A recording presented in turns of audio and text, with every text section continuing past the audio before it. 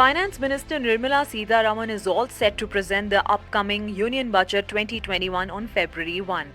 Here are some key budget-related terms that will help you make sense of the budget speech. Union Budget is the most comprehensive report of the government's finances in which revenues from all sources and outlays for all activities are consolidated. The budget also contains estimates of the government's accounts for the next fiscal year called budgeted estimates.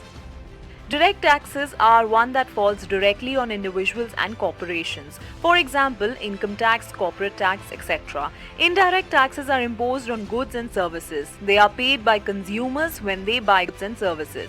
These include excise duty, customs duty, etc. These are levies charged when goods are imported into or exported from the country and they are paid by the importer or exporter. Usually, these are also passed on to the customer. It is the government actions with respect to aggregate levels of revenue and spending. Fiscal policy is implemented through the budget and is primary means by which the government can influence the economy. This comprises actions taken by the central bank, that is RBI, to regulate the level of money or liquidity in the economy or change the interest rates. A sustained increase in the general price level, the inflation rate is the percentage rate of the change in the price level.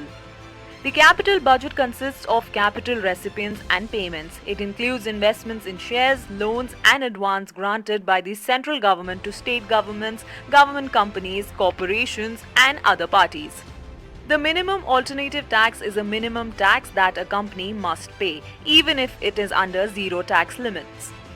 By disinvestment, we mean the sale of shares of public sector undertakings by the government. The shares of government companies held by the government are earnings asset at the disposal of the government. If these shares are sold to get cash, then earning assets are converted into cash, so it is referred to as disinvestments. News Desk.